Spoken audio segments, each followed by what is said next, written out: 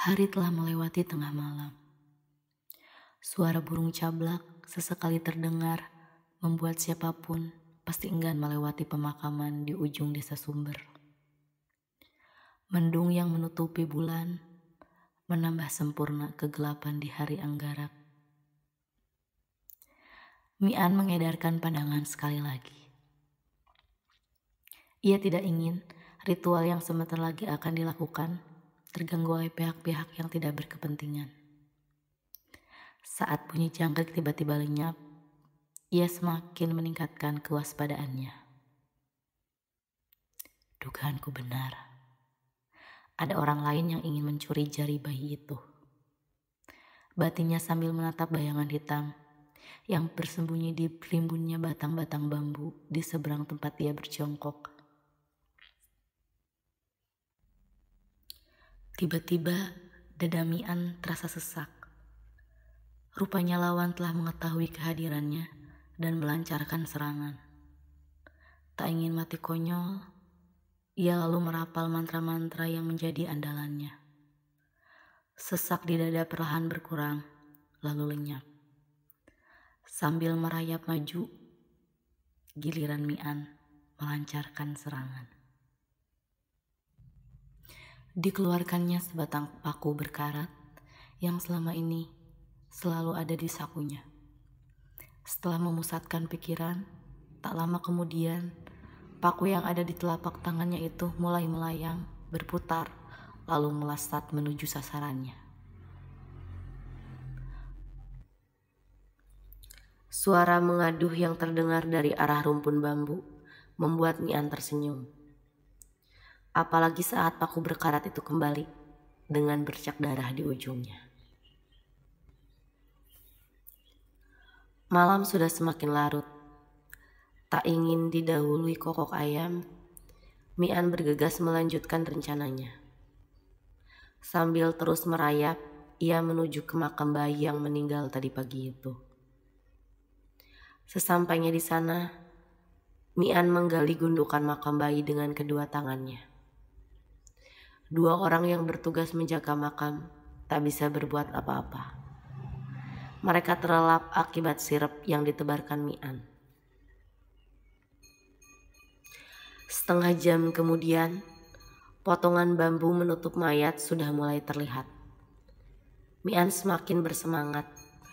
Tangannya bergerak cepat membongkar dan mengeluarkan potongan-potongan bambu itu.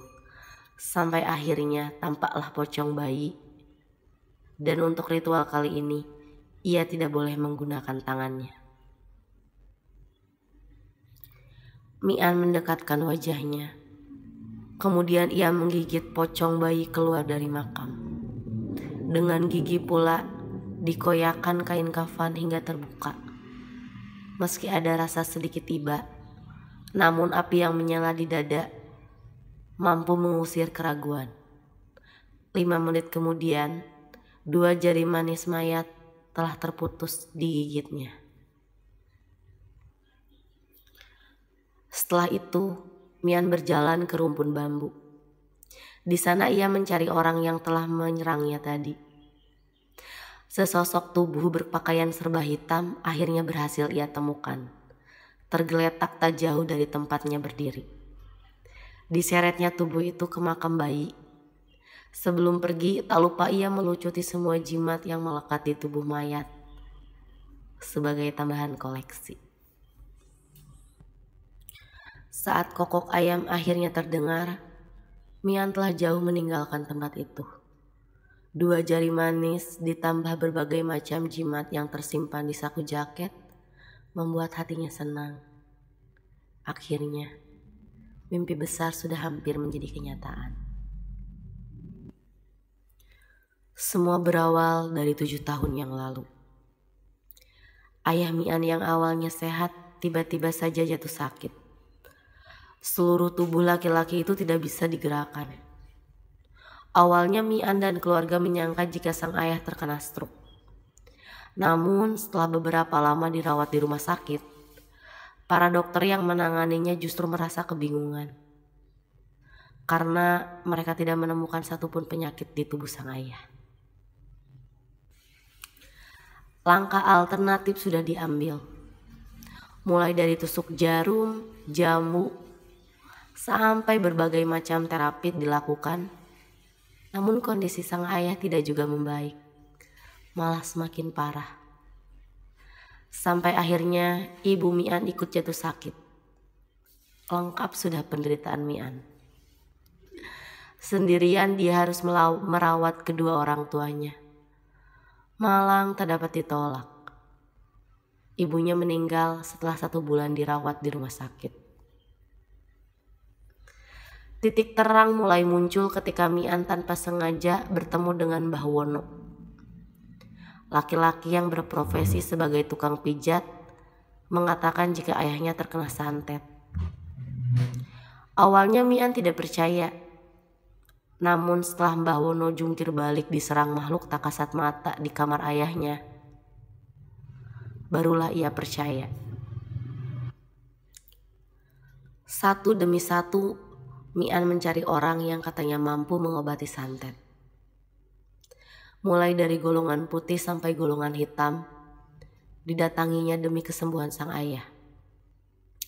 Tak terhitung biaya yang sudah dikeluarkan untuk membeli berbagai macam sesaji ataupun ongkos untuk para orang pintar. Namun semua sia-sia. Hampir semua orang dipanggil mengatakan jika jin yang dikirim terlalu kuat. Di saat sudah merasa putus asa, tiba-tiba seorang pengemis datang ke rumah Mian. "Ada nasi nak, Mbah belum makan dari kemarin," ucap pengemis itu. "Masuklah dulu Mbah, aku akan belikan nasi untuk Mbah. Kebetulan saya tidak pernah memasak nasi," ucap Mian. Pengemis itu lalu masuk. Sementara Mian segera keluar untuk membeli nasi di warung. Tak berserang lama, Mian kembali membawa sebungkus nasi dan teh hangat. Namun pengemis itu sudah menghilang. Takut jika itu bukan pengemis tetapi pencuri, Mian segera bergegas masuk ke kamar ayahnya. Betapa terkejutnya Mian saat melihat apa yang terjadi di kamar. Ayah dan sang pengemis sedang saling mencekik. Kamar yang biasa dingin sekarang begitu terasa panas. "Jangan ganggu tugasku Pak Tua, ini bukan urusanmu," teriak ayahnya dengan suara yang tidak dikenali Mian. "Setiap gangguan bangsamu pada manusia adalah urusanku. Tinggalkan tubuh ini atau aku akan membakarmu," ucap pengemis. "Coba saja kalau bisa, umurku sudah ratusan ribu tahun. Ilmumu tidak akan berpengaruh padaku," ucap sosok yang merasuki ayah. "Kau terlalu sombong makhluk api," ucap pengemis. Pengemis itu lalu memejamkan matanya. Hawa di tempat itu berganti dengan cepat, kadang panas, kadang dingin. Asap tipis tampak mengempul di ubun-ubun pengemis tua itu. Sementara sang ayah wajahnya merah padam, demikian juga matanya. "Keparat kau, dari mana kau peroleh ilmu ini?" ucap ayah. "Semua ilmu berasal darinya iblis," jawab pengemis. "Baiklah, aku akan pergi. Toh nyawa manusia sesuci ini paling tidak lama lagi," ucap ayah. Setelah itu Mian melihat asap hitam keluar dari tubuh ayahnya. Di saat yang bersamaan, pengemis tua itu melepaskan cekikannya. Mian segera berlari saat melihat tubuh ayah jatuh. "Siapa sebenarnya Anda, Mbah?" tanya Mian setelah membaringkan ayahnya di tempat tidur. "Cuma orang yang kebetulan lewat aja. Saat melintasi rumahmu ini, aku melihat ada aura gelap, karena itulah aku memutuskan untuk berkunjung," ucap pengemis.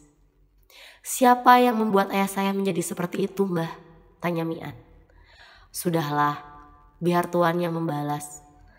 Ayahmu orang baik, karena itu banyak yang memusuhinya," jawab pengemis. Ajari saya ilmu, Mbah, saya mohon, ucap Mian. Pengemis itu menatap mata Mian. Pendar api padam tampak menyala di sana. Untuk apa? Balas dendam tidak akan menyelesaikan masalah. Itu justru akan menjerumuskanmu dalam banyak masalah, jawab pengemis. Tapi Mbah, tidak ada tapi-tapian. Rawat saja ayahmu baik-baik. Semoga Tuhan berkenan memberinya panjang umur, nasihat pengemis. Pengemis itu kemudian pergi begitu saja. Usaha Mian mengejarnya sia-sia, karena saat ia keluar rumah, tak tampak bayangan dari orang tua itu. Hari-hari selanjutnya dihabiskan Mian untuk merawat sang ayah. Namun mungkin karena sudah terlalu lemah dan dilanda depresi akibat kehilangan istrinya, tak lama kemudian ia juga meninggal dunia. Mian yang dilanda kepedihan akhirnya kehilangan arah. Api dendam yang selama ini berusaha diredam kembali menyala bersama dengan kepergian sang ayah. Satu persatu didatanginya lagi orang-orang yang pernah ia panggil untuk mengobati ayahnya untuk berguru. Ada yang menolak, ada juga yang bersedia. Amarah yang menjadi bahan bakar Mian untuk belajar. Setelah selesai dengan satu guru, ia bergegas mencari guru lain. Jawa, Sumatera, Sulawesi, Kalimantan, Bali, Papua, bahkan sampai ke pulau-pulau terpencil dikunjunginya untuk memuaskan hasrat. Di perjalanan pulang, Mian menyempatkan diri mampir di pasar. Ritual pengambilan jari manis itu menuntutnya berpuasa pati geni sehari semalam. Bukan soal lapar yang menjadi tujuannya, melainkan secangkir kopi pahit dan kepulan asap rokolah yang tak bisa ditahan. Kopi Mbak, jangan terlalu manis, ucap Mian pada penjaga warung. Sebatang rokok segera saja terselip di bibirnya. Entah mengapa Mian merasa kurang nyaman berada di pasar itu. Perasaannya seolah mengatakan ada sesuatu yang tidak beres. Mian memejamkan mata batinnya. Pemandangan pasar seketika itu juga berubah. Jika tadi pasar dipenuhi oleh orang-orang yang sedang bertransaksi, kali ini jin-jin yang ada di sana juga ikut terlihat. Mian tersenyum melihat tingkah pola para kelewangan itu. Ada yang sibuk menarik tangan orang agar masuk ke toko majikannya. Ada juga yang sibuk memegangi kaki, menjilati piring, meneteskan air liur ke masakan, dan lain sebagainya. Ini kopinya Mas, ucap wanita penjaga warung sambil meletakkan segelas kopi di depan Mian. Mian seolah tak mendengar kalimat itu. Matanya fokus memandang dua makhluk bersisik yang sedang mengencingi satu persatu masakan di warung. Bajingan, desis Mian. Maaf Mas, bilang apa barusan? Tanya penjaga warung. Oh tidak Bu, saya cuma teringat masa lalu. Kalau boleh tahu warung ini punya siapa ya Bu? Tanya Mian. Warung saya sendiri Mas, memang kenapa? Tanya wanita warung itu. Mbak tidak merasa ada yang aneh? Maksudnya melihat hal yang ganjil atau yang lainnya gitu? Tanya Mian. Moja menatap laki-laki yang baru saja ditemuinya itu. Usianya mungkin sebaya dengan adiknya. Pakaian serta penampilannya juga biasa saja.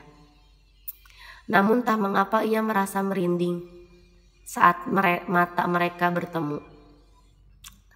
Tatapan laki-laki di depannya itu begitu dingin. Ganjil bagaimana ya Mas? Tanya wanita penjaga warung. Ya seperti penampakan dan sebagainya gitu Mbak. jawab Mian. Sebetulnya sering mas, tapi saya tidak pernah bilang ke orang lain, takut dianggap mengada-ngada mas, jawab wanita penjaga warung. Boleh saya usir mereka mbak? Tanya Mian. Mereka siapa mas? Bulu kuduk Moja tiba-tiba merinding. Iya mereka yang mengganggu dagangan mbak. Boleh? Tanya Mian. Silahkan mas, silahkan, jawab Moja. Mian tersenyum. Urusan jin pengganggu warung adalah masalah receh baginya. Diambilnya selembar kain putih kumal dari tas. Kemudian dia mencopot 2 helai benang dari kain itu, lalu digenggamnya. Di saat yang sama, 2 makhluk berbisik itu tiba-tiba terjatuh sambil meronta-ronta. Tubuh mereka terlilit oleh tali berwarna putih. Mian semakin menguatkan genggamannya. Tak lama kemudian, gerakan kedua makhluk itu berhenti. Tak jauh dari tempat itu, Bowo dan Bono mengawasi apa yang sedang dilakukan Mian dengan geram. Kedua jin itu adalah suruhan mereka. Bowo yang tergila-gila pada Moza berusaha untuk membangkrutkan warungnya. Tujuannya agar Moza jatuh miskin dan bisa diperistri dengan jebakan utang seperti perempuan-perempuan sebelumnya. Kedua preman pasar itu lalu mendekati warung Moza. Bono duduk di sebelah kiri Mian, sementara Bowo di sebelah kanannya. Mian yang sudah tahu maksud mereka hanya tersenyum. Perlahan ia melahi gelas kopi yang belum sempat diminum sama sekali. Saat gelas itu tidak bisa bergerak, ia tahu mereka telah mengumumkan perang. Permainan anak-anak ini nampaknya masih juga dipermainkan oleh orang tua. Memalukan, bisik Mian sambil mengangkat gelas kopi dan meminumnya. Sementara itu, entah mengapa tangan Bono yang sebelumnya berada di meja kini telah terkulai. Bowo yang melihat adiknya gagal bermaksud membantu. Namun kedua tangannya tiba-tiba terasa dingin dan tidak bisa digerakkan. Perlahan hawa dingin itu menjalar ke sekujur tubuhnya, lalu berhenti tepat di pangkal leher. Saat hawa dingin itu mencapai kepala, anggap saja hari ini adalah hari kematianmu. Aku tidak bisa mencari musuh, tuan-tuan. Tapi kalau kalian memaksa, aku tidak akan segan menghabisi kalian, ucap Mian. Maafkan aku, anggap saja kami sudah kalah. Akhirnya Bowo berbisik. Mian lalu menarik kembali serangannya. Sengaja ia langsung menggunakan cara kasar agar tidak terlalu lama bertahan di tempat itu. Setelah menggerakkan badannya, Bowo dan Bono lalu meninggalkan warung Moza. Tunggu, jangan pergi dulu, Mian mencegah kedua orang itu. Ada apa lagi? Kami sudah menyerah, ucap Bowo. Bawa binatang-binatang kalian pergi dari tempat ini. Jangan lupa beri ganti rugi untuk kejahatan yang telah kalian lakukan, jawab Mian. Bowo dan Bono saling pandang. Bagaimanapun juga setelah kejadian itu nyali mereka ciut. Apalagi saat mereka melihat sorot mata Mian yang begitu dingin tanpa emosi. Nanti kami akan ganti rugi, tenang saja, pokoknya beres, timpal Bowo. Baiklah kalau begitu, sekarang ajak mereka pulang. Mian membuka genggaman tangannya. 2 makhluk bersisik itu lalu berdiri dan segera bergabung dengan Bono dan Bowo. Mata mereka menatap Mian dengan sorot mata penuh dendam. Sementara Mian sendiri hanya tersenyum mengejek. Setelah menjelaskan semuanya pada Moja, Mian lalu bergegas meninggalkan pasar dan menuju terminal. Saat melewati hutan jati di daerah Bajul Mati, tidur Mian terganggu oleh suara desis. Ketika Mian membuka mata, sebilah keris berwarna hitam kebiru-biruan telah berada tak jauh dari lehernya. Rupanya kejadian di pasar tadi belum selesai. Kali ini, guru dari Bowo dan Bono sendiri yang datang. Pantas saja kau sombong, bocah. Rupanya tubuhmu ada isinya juga. Tapi jangan khawatir. Sebentar lagi kerisku akan mengakhiri kesombonganmu. Ucap suara tanpa wujud yang hanya bisa didengar. Cobalah kalau bisa pengecut. Kenyataannya kerismu itu tidak bisa bergerak lebih jauh lagi kan? Jawab Mian. Keparat kau bocah. Aku sengaja tidak ingin langsung membunuhmu. Karena itu, kerisku belum menikahmu. Ucap sang guru. Di tempat lain, Kisapra, guru Bono dan Bowo sedang bersila di kamarnya. Peluh menetes deras dari sekujur tubuh laki-laki tua itu. Tubuh Kisapra lalu bergoyang-goyang sebelum akhirnya terjengkang sambil memuntahkan darah segar. Bono dan Bowo melihat kejadian itu segera berlari untuk menolong gurunya. Setelah tahu jika sang guru ternyata telah tewas, mereka bergegas kabur. Mian mengambil keris patah yang tergeletak di lantai bis, lalu membuangnya lewat jendela. Aku pasti akan menemukanmu, Mbah Sirna. Hutang nyawa itu akan kubalas, bisiknya sebelum memejamkan mata. Saat bis yang ditumpangi Mian sampai di terminal Surabaya, hari sudah menjelang senja.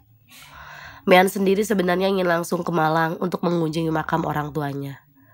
Namun karena di Surabaya masih ada urusan yang harus diselesaikan, maka ia menunda keberangkatannya. Setelah menyempatkan mampir ke warung, ia segera mencari tukang ojek.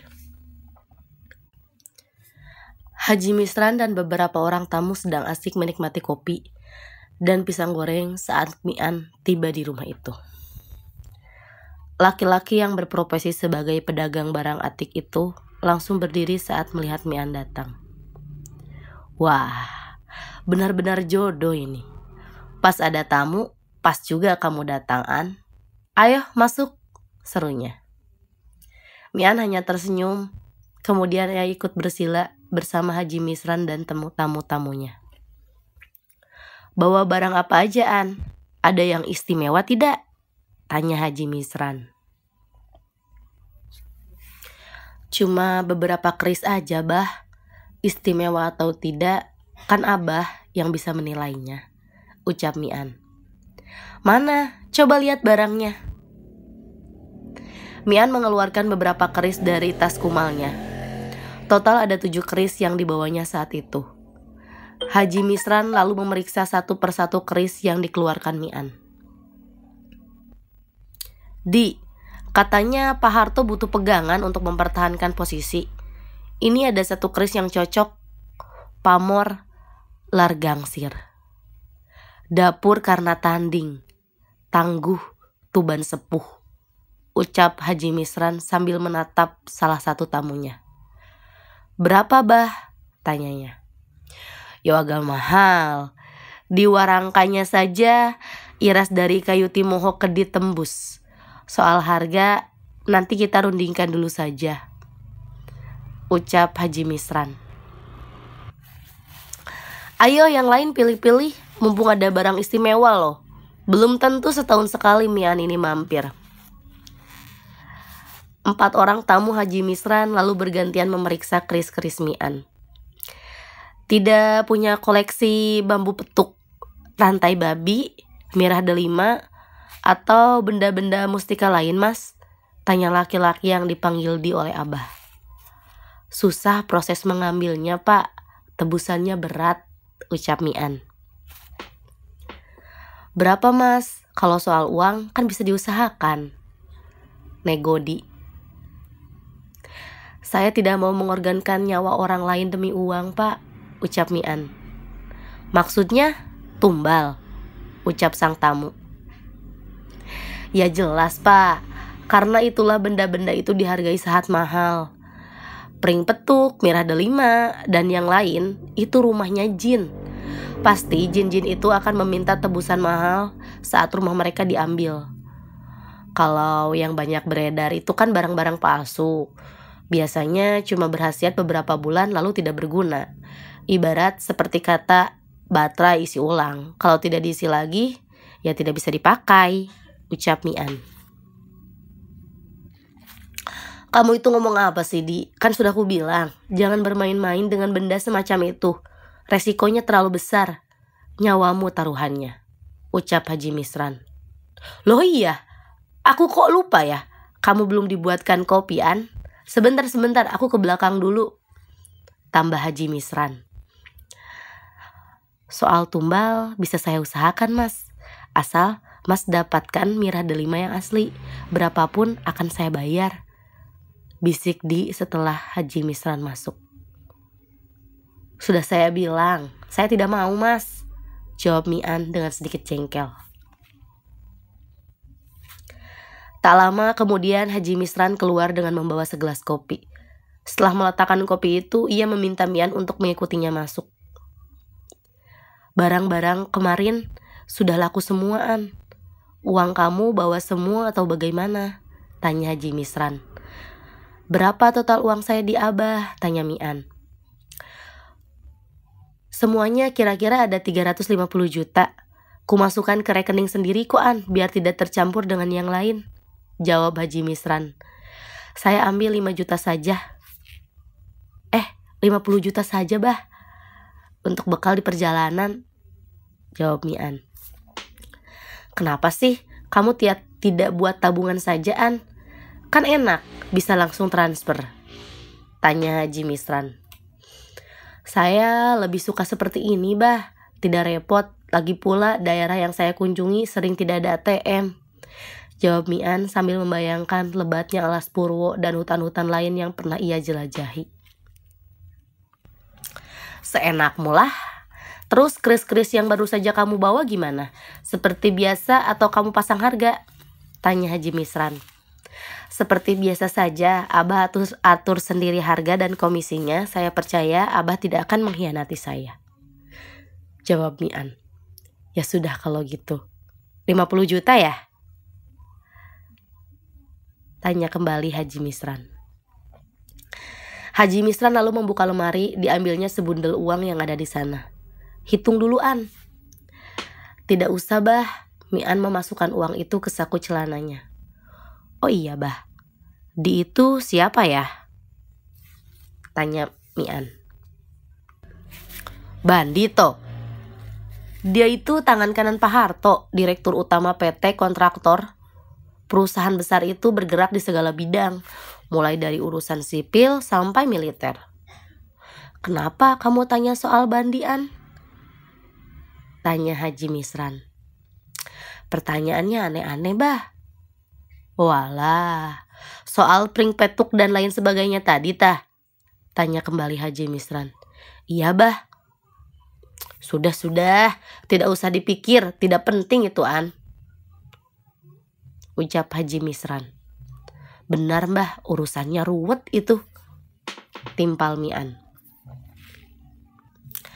Setelah urusan dengan Haji Misran selesai, Mian pamit.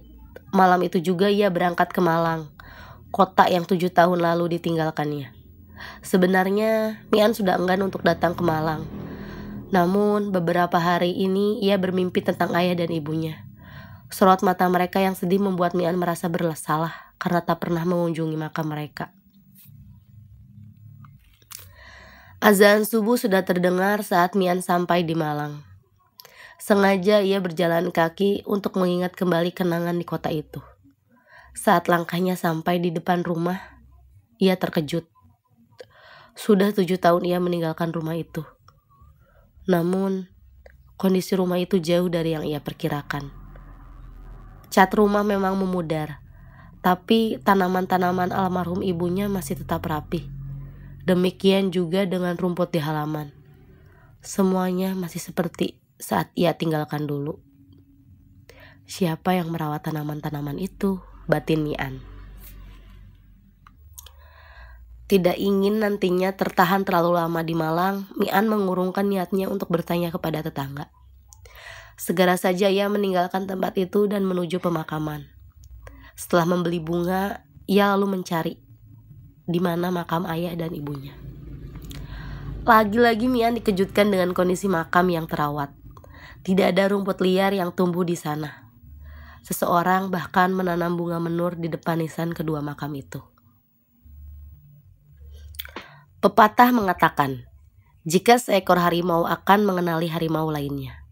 Hal itulah yang terjadi pada Mian. Saat dengan husu berjongkok di depan makam, tiba-tiba saja ia merasakan sebuah energi pembunuh di belakangnya. Refleks ia berdiri dan berbalik. Kira-kira 20 meter dari tempatnya berdiri, seorang wanita tampak menatapnya. Siapa wanita itu? Dari jarak yang lumayan jauh, energinya sudah terasa begitu kuat, batin Mian. Energi pembunuh itu lalu berangsur lenyap. Wanita itu sendiri kemudian berjalan mendekati Mian. "Kamu pasti Mian?" sapa wanita itu saat ia sampai di depan Mian. "Benar. Kalau boleh tahu, ibu siapa ya?" tanya Mian. "Panggil saja aku Maina. Pertemuan ini sudah lama kutunggu. Ayo ikut aku, ada yang ingin kubicarakan denganmu," jawab Maina. Seperti kerbau yang dicocok hidungnya, Mian mengikuti begitu saja kemauan Maina. Hasrat untuk melawan perintah sia-sia. Kakinya seolah berada di luar kendali. Setengah jam kemudian sampailah mereka di rumah sederhana yang letaknya di depan sekolah dasar. Saat memasuki rumah itu, tiba-tiba seekor kucing keluar dan menghadang langkah Mian. Tubuh kucing itu melengkung, kuku-kukunya tampak keluar, sementara mulutnya terbuka, memperlihatkan taring seolah siap mengoyak Mian. Dan hal yang paling menyeramkan adalah mata si kucing yang menyala, merah semerah api. Entah mengapa sekujur tubuh Mian mulai terasa panas. Di pagi yang dingin itu, tubuh Mian justru basah oleh keringat. "Sudah, Ndra, tamu kita ini adalah teman," ucap Maina sambil mengelus kucingnya. Namun bujukan itu sia-sia. Si kucing tetap dalam posisi siap menyerang. "Letakkan jari manis, paku kuntilanak, sobekan kain kafan itu di pot bunga mawaran. Nanti kamu boleh ambil kembali setelah urusan kita selesai," perintah Maina. Mian lagi-lagi menuruti perintah itu. Segala macam mantra telah dirapalnya. Namun hawa panas yang menderanya tak kunjung sirna. Baru setelah ia meletakkan benda-benda yang dimaksud, hawa panas itu menghilang. Di saat yang sama, kucing yang tadi bersikap begitu ganas, kini tampak seperti kucing rumah biasa. "Dia keberatan kau membawa masuk benda-benda gelap itu, An," ucap Maina. "Kucing Condromowo. Kupikir itu cuma legenda," ucap Mian. "Setelah sekian banyak kau bertemu jin-jin yang tidak jelas bentuknya, bagaimana mungkin kau menganggap kucing itu adalah legenda?" Mian tersipu mendengar ucapan itu. Maina benar. Ia ternyata tolol. Mereka lalu memasuki rumah. Setelah mempersilahkan Mian duduk, Maina langsung ke dalam. Mian mengamati isi rumah itu. Tidak ada yang istimewa di sana. Namun entah mengapa hawa di rumah itu terasa sejuk dan menenangkan. Tak lama kemudian Maina keluar dengan membawa segelas teh panas. "Minumlah dulu, An," sajinya. "Siapa mak sebenarnya?" tanya Mian usai meminum tehnya. "Panjang ceritanya, An. Singkatnya, aku adalah orang yang pernah diselamatkan ayahmu. Namun sayangnya saat beliau membutuhkan bantuanku, aku tidak bisa menolongnya," jawab Maina. Maina lalu menceritakan bagaimana dulu dia pernah ditipu oleh seseorang. Segala upaya hukum telah dilakukan, namun karena pihak lawan berhasil menyuap aparat, ia dikalahkan. Di saat kritis itulah ayah Mian datang memberikan bantuan. Mereka lalu mengajukan banding dan akhirnya berhasil menang. Rumah ini masih tetap menjadi milikku adalah hasil pertolongan ayahmu, An, ucap Maina. Bukankah Maina bisa menghabisi mereka dengan ilmu yang Maina miliki? Tanya Mian. Ilmuku hanya untuk menolong, An, bukan untuk menyakiti, apalagi membunuh, jawab Maina. Saat ayahmu sakit, aku juga sedang terluka parah, diserang oleh seseorang. Karena aku tidak bisa berbuat apa-apa, tambahnya. Siapa orang itu, Mak? Apakah ada hubungannya dengan Mbah Sirna? Tanya Mian. Entahlah, aku kesulitan menembus perisainya. Jika bukan karena bantuan kucing itu, aku mungkin sudah tewas diserang tulang-tulang kirimannya. Berhati-hatilah, An, jika nanti kamu berhadapan dengan wanita yang bernama Mama Ribka. Jangan remehkan kemampuannya. Oh iya, An, ilmu yang kamu pelajari dari orang bertudung itu berbahaya. Jika tidak segera kau buang, ilmu itu akan memakan dirimu sendiri. Kau akan dikendalikan oleh kebuasannya. Sebelum terlambat, buanglah, saran Maina. Itu bekalku untuk menghabisi dan menghadapi Mbah Sirna, Mak. Tanpa ilmu itu, aku akan sulit untuk menghadapinya, ucap Mian. Terserah, aku hanya mengingatkan, jika kau mau tinggal di sini sejenak, mungkin akan ada yang bisa kuberikan untuk menjadikan tambahan bekalmu, ucap Maina. Terima kasih, Mak. Sebenarnya dari tadi aku juga ingin mengatakan itu, tapi segan, ucap Mian.